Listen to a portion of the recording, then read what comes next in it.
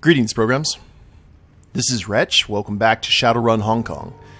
So we're in the bolt hole now. We're going to be working our way down here, talking to the crew, and then we'll talk to all the police outside, and then we should be in a good position to start heading to the Tiger's Den and getting the main story of this bonus campaign going.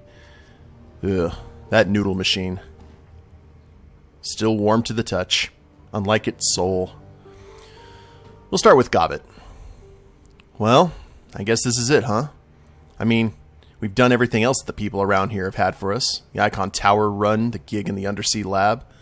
Nothing left to do but hit that police station and get the evidence that the task force needs to take Krait down. Looks that way. Good, because I want to see that woman suffer. She had her people put a bullet through Nightjar's head, and gut shots, I guess, but nobody cares about him. Nightjar, though, he's been waiting too long for justice already. Now that we've exhausted our other options, maybe we can go on and get it for him. That's the plan, Gobbet. She nods slowly. I'm gonna hold you to that. Now, tell me why you're here. How are your rats doing? She shrugs. Madness and Folly are fine. Give them food and a place to hide and they can adapt to pretty much anything. They're kind of inspirational that way, you know? Give me something to look up to. You look up to your pet rats? She nods slowly. They're positive role models, yes. You do remember who my totem is, right? I mean, seriously. Capital R, rat is a spirit totem. Madness and Folly are rodents that you pulled out of a dumpster. Not the same thing, Gobbet. Ugh. I'm not going to... That's like insulting her beliefs and her friends. And Madness and Folly have been with us since the very beginning. Fair enough. Consider the subject dropped. Good. I love Madness and Folly, so lay off. She strokes Folly's coat. The rodent chirps happily and immediately sinks its teeth into her finger. They still have some behavior problems sometimes, but her sentence devolves into a series of yelps and grunts as she tries to wrestle the animal's jaws open. Want some help with that? No, I'll be fine. Besides, you'll hurt her. She flicks Folly on the nose with a fingernail, and the rat finally releases her finger. Gobbet whips her hand to her mouth and sucks on the wound. Yeah. See? It all worked out in the end. I guess that it did. Can we talk about something else? Go ahead. I'm not going anywhere. And she didn't go with us on the run, so I'm not going to insult her. That was weird. Let's talk to ISO. ISO leans back against the octopus, her neck tilted back so her head can rest on a thick rope of twisted wires and cables. Her misty white persona stares down on you from a wall-mounted display. The persona's white eyes look back at you. With her hands on hips, she leans forward. I can't talk right now, Shan. I'm busy. Real busy. This'll only take a second.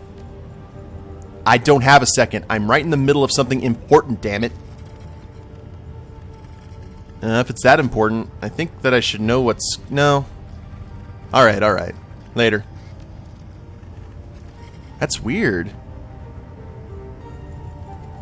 ISO still looks exasperated. Her voice is tense. Still busy. Make it fast. She pauses. Please. You seem like you keep yourself pretty busy. Do you ever get bored? She purses her lips. Only when I talk to you. I'm serious. So am I. She smiles wickedly, but only when I'm in a bad mood. Her smile drops and she's all business again. To answer your question, no, I find it a wonder that anyone can manage to find themselves bored in this city. Ever. It takes a special kind of creativeness to let yourself get bored here. The only circumstances I've found tiresome are when someone dull is talking or if I'm stuck in a job with the wrong people. Green runners. The wait in a haystack for 5 hours before we strike kind of idiots who always die a couple runs into the game. She shudders at the thought. 5 horrible, itchy hours lying in that haystack. Yeah, I don't want to think about it anymore. You need anything else? Got any plans for after we finished off Krait? Definitely. She rests a loving hand on one of her terminal's many external drives. Got plenty of upgrades I need to perform on the octopus. I'm going to try converting her to a mineral oil cooling system. It's a new hotness on the boards. Mineral oil? How does that even work? Imagine a computer in a fish tank. Now imagine that the fish tank is filled with non-conductive, easily cooled mineral oil. Add bubbles and lights, achieve victory. I've actually seen stuff like that. Best of luck with that then. She scoffs at you, as if I needed luck. What'd you think of the last run? Well, it was scenic. Was it really that bad? She exhales through her nose. No, it wasn't. I think I'm still just processing what happened. Between you and me, those people, the prisoners, they got to me. I can't imagine what it'd be like to sense their auras and feel their pain, but I'm sure it would have been a deeply disturbing experience. Probably really glad we didn't bring Gobbet along then. The whole thing's left me kind of unnerved. I rely so heavily on my tech. To see it used that way, and to know that the Matrix tech that I use every day might have gone through human trials in a lab just like that one. She raises her hand, palm out, and closes her eyes. I can't talk about it anymore. I'm sorry. Can we change the subject? Sure. That was weird, that first one, though. I didn't want to interrupt her, though. It seems that we seem to have plenty of options to ticking the crew off today. I wonder if that's going to go ahead and continue. What I think we'll do is we'll go ahead and ask them what they think of the run first, and then go from there. Duncan looks up from his seat on the floor locker and meets your gaze, a strange expression on his face. He looks uneasy, but eager, and he stands. All right, Caleb, it's time. Nothing left to do now but go get justice for Carter. Suits me fine. We've been dragging our feet too much already. I'm just about ready. Hang tight and I'll let you know when we've got the clear to move out. Say the word and I'm there. His fist clenched, but his mood remained steady. It's been a long time coming. Room feels different. What'd you think of that last run? Not what I expected. Seems like whenever we get a straightforward run, it always hits a point where it veers off into 50 different directions. Indeed, things don't go smooth. Break into lab, get cure, leave, collect our payment. Instead, it turns into break into lab, everything goes to hell in a rocket sled, scramble to find a way out. But if one thing's still bugging me, it's definitely that doc. What was her name? Janet? The muscles in his jaw roll as he grinds his teeth. The fact that she's still out there with the power to create those nightmare diseases is giving me a headache. People like her make me sick, trying to convince us that her intentions were good. No matter what she said, she was still a complete corporate pawn. Diseases like SARS-3 wouldn't be a problem if people like her didn't try to justify their actions. I don't care what good you do, lady, it doesn't make up for the bad. Anyway, we got through it, mess and all. Earned a few bruises, and by the end of the day, things worked out the way they should have.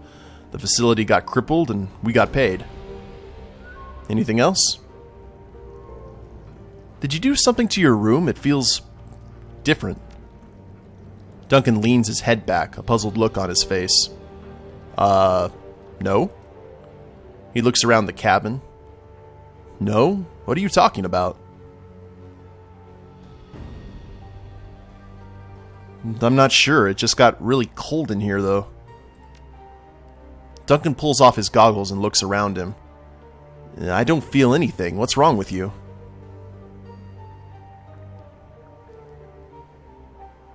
I don't know what Shan's talking about. No, it's nothing. Don't worry about it. You can see Duncan's irritation growing. The muscles in his neck tense up. What the hell aren't you telling me? Spit it out, Caleb.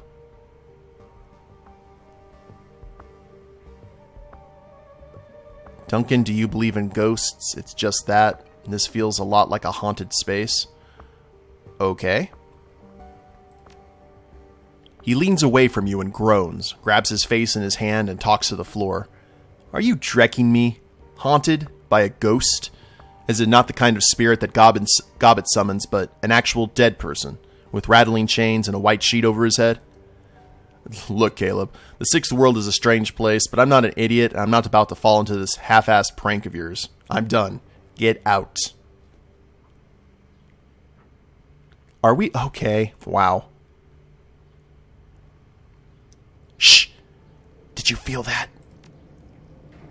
It's just the window. I probably left it open. Now stop this. Duncan, you don't have any windows in here. He stops himself and turns to examine the walls. No windows. You can watch him run his tongue nervously across his bottom teeth. This is dreck. There's no such thing as... It's the ghost scream. Wow. Shan's being a prick today. I don't want to scream. Let's grab him. It's a ghost! Duncan reels backwards, almost tripping over the dilapidated floorboards, and slams into the wall with a thud. His expression shifts from horror to an embarrassed fury that you haven't seen since you were kids. Mother fracking frack! He leans to his feet and roars at you. Get out! I'm gonna start laughing. His voice suddenly drops in volume to a menacing whisper. Leave now. You can tell he's crossed the point of no return, and there's no reasoning with him. All you can hear behind you is the heavy panting of Duncan as he watches you walk away. Wow, can we talk to him again? Okay. So, our physical adept has just decided to just be that guy today. Because we had the chance, apparently, to tick off Gobbet. We ticked off Duncan. I bet if we had kept on pushing, we could have ticked off Isobel. I really don't want to tick off the gentleman down here. Welcome back. Was there something else that you needed? Oh, we can't talk to Ractor. That's unfortunate. Guess we ran out of dialogue options with him. What about our boy Gaichu? Gaichu is hunched over, holding something long and thin in one hand and a short knife in the other. He shifts in place, and after a moment you see he's carving a stick. He's already notched several holes into the wood and is busy trying to form it into an approximation of a flute. He appears to be struggling with the task. Let me see here. Maybe that will be better. He lifts the flute to his lips and blows. It produces a drunken warble of the sort that might be uttered by a dying bird, assuming that it was underwater at the time. Gaichu narrows his milky white eyes at the flute, then hurls it into a corner of the room. I know my limitations. Carving a flute is apparently beyond me, unless my goal is to frighten children. Now then, what may I do for you?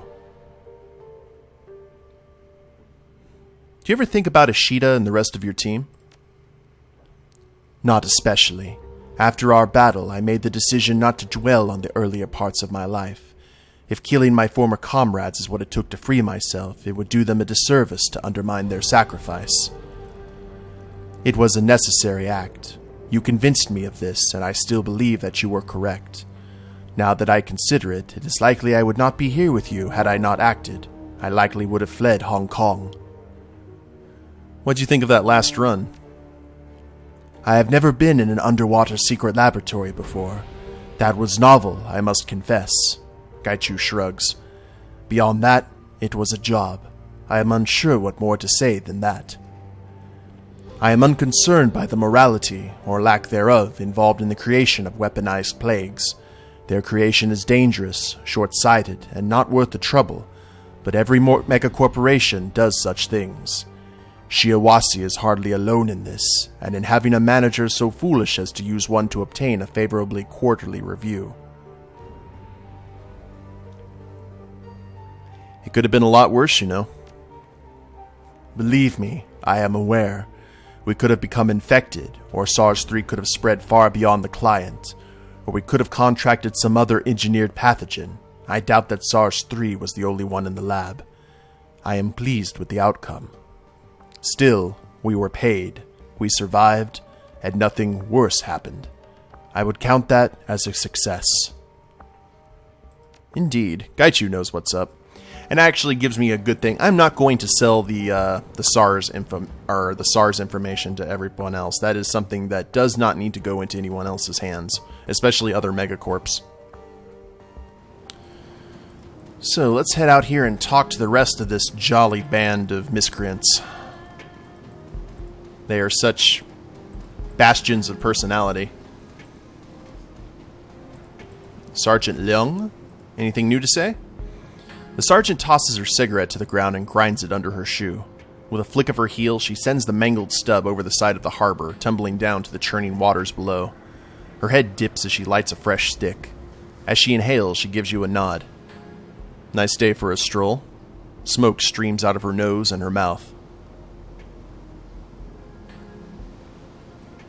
Yeah, we runners clearly don't get out enough.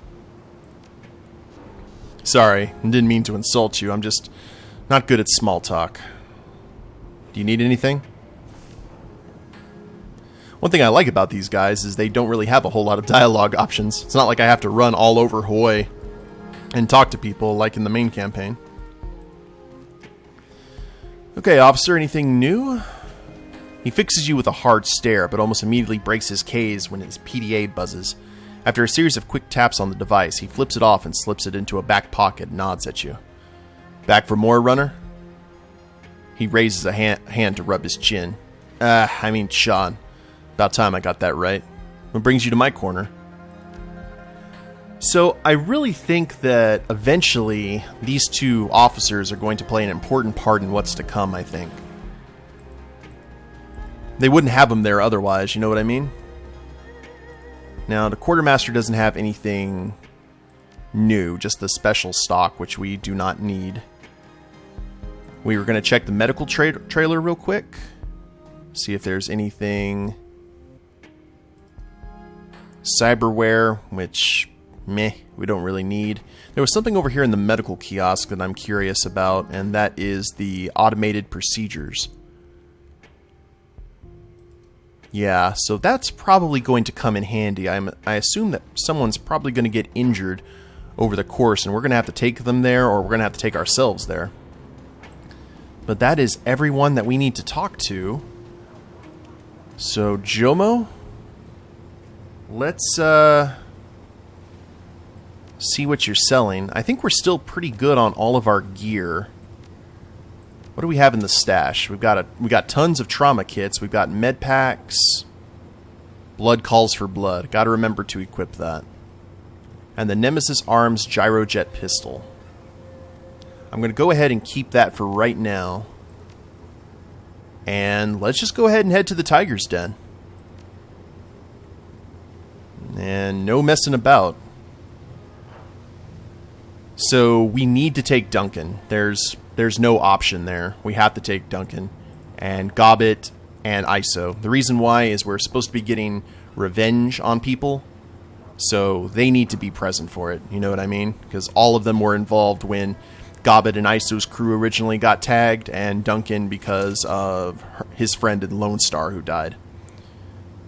So unfortunately, we're going to have to leave Raptor and Gaichu to their own devices, and we will confirm that. And travel to the Tiger's Den. Make sure everyone gets loaded out appropriately. It's very rare that we have a time between missions where we can talk to everyone and then still get on with the next job. The drunken mistake screams over Kowloon Bay, cutting through gray weather and grayer waters. Around you, grim faces watch the skyline head as Jomo steers you toward Krait's headquarters, the Tiger's Den. Q and Lam have assured you that if everything goes to plan, the run should be relatively low risk. Ample experience tells you that plans often go astray and that low-risk Shadowruns rarely stay that way. Indeed. But you also know that the reward for this run outweighs the risk. The incriminating data from the Den's evidence room should be more than enough to bury Krait, expose her client, and cement your position with Kindly Chang forever. Jomo cuts the engines, and the drunken mistake drifts toward the station's loading dock. It's go time. Outstanding. Okay, so let's go ahead and get our blood calls for blood. So that's new and improved. Let's check the rest of the team. Make sure, yeah, see. Now ISO, man, I really wish that we could unlock that. Now I need to look at Gobbet. I don't know if Gobbet has pistol or just SMG, but just for the sake of argument, we are going to put this in, or maybe she can't. Range combat of 7, which, okay, Gobbet doesn't have that. So that was a bit of a waste, unfortunately, but it's okay. We'll go ahead and keep the pistol. Make sure everyone else gets equipped with all the bare necessities of life. And we will go ahead and give the plat, fill Gobbet with some med kits. Same thing with ISO. We're properly prepared this go around. I'm very, very pleased with that. And level 3. So everyone's got a res and tons of healing as well. I can't change out that one because that's part of Gobbet's base loadout. But everything else looks pretty shiny. And spells. You know, we could probably get some more spells for Gobbet. Channeled Haste, Heal Wound 1. Well, the die is cast, unfortunately. I can't go back. Maybe if there's more quests, we can go ahead and do that later. But until then, let's get to it.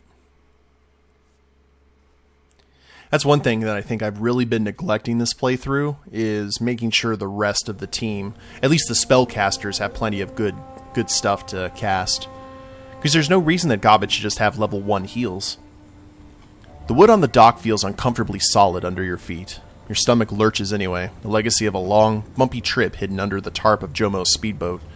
The sound of water sloshing beneath your feet isn't helping. Remind me not to do that again. Seriously. Next time, I'll swim if it comes to it.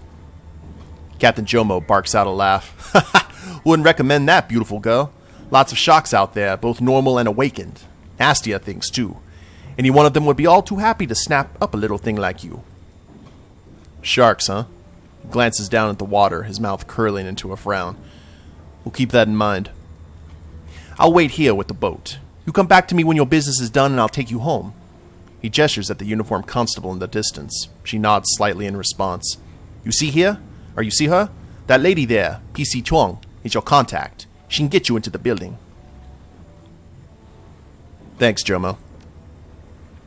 He shrugs. Of course, you're my client. You pay me, I take you wherever you want to go. I help you and you get out of this safe, then maybe you pay me again tomorrow to take you someplace else. That's a nice entrepreneurial spirit. Go on now. Raid your police station. I'll raid here with the drunken mistake and protect her from the advances of any swine who may try to impound her. He casts a longing look back at his speedboat. Don't leave us waiting too long, yeah? Jomo is possessed of many fine qualities, but patience is not one of them. We'll make this as fast as we can. Find the evidence on Krait, indeed. Double check, make sure there's nothing else. Pretty cool looking police boat there. Hello there, Constable.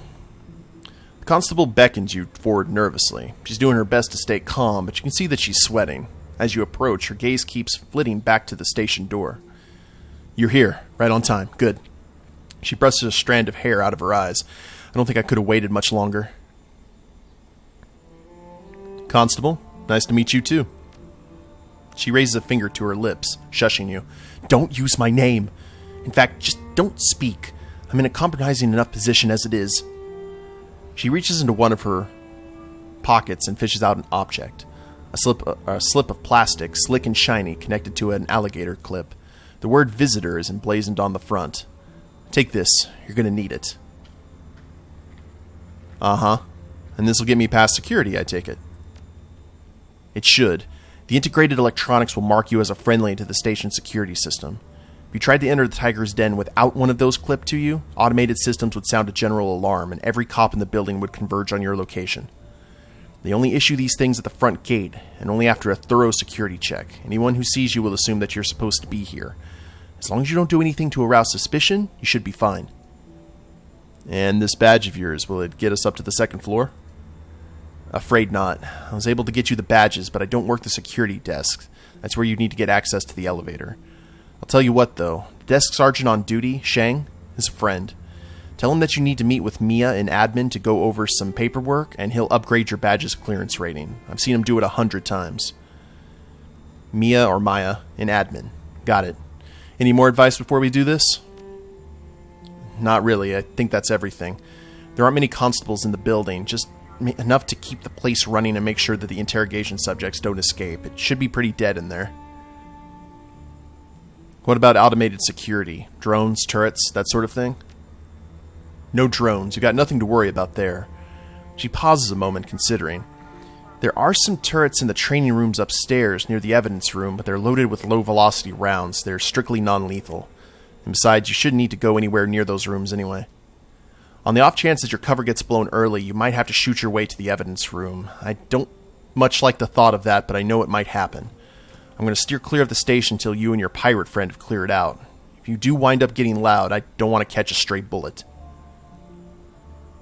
Understood. She taps a code into the PDA on her wrist, and you hear a buzzing sound, and the door pops open. There you go. Get in there, and if you get caught, we've never met. One last question. Why are you doing this? Krait and her people? What they're doing is fracked. Everybody in the station knows it, but nobody wants to make waves. When Q approached me, I saw my chance to do something, to be a good guy for a change. I figured that I owed it to myself to try. She pauses, her eyes turning away. I know, total cornball, right? Like some cliche out of an old movie, but I guess that I'm doing it anyway. Go ahead and take that for what you will. Now go on, do your job. Get Lam and Q what they need to bring this place down. You got it, Constable. Alright, well, we have Team Revenge here, ready to go to head into the Tiger's Den, and we will do that in the next episode, guys. I hope you've enjoyed it. If you liked the episode, go ahead and click like down below, subscribe to the channel, leave a comment, that'd be a big help, and we'll see you next time. Later days, everyone.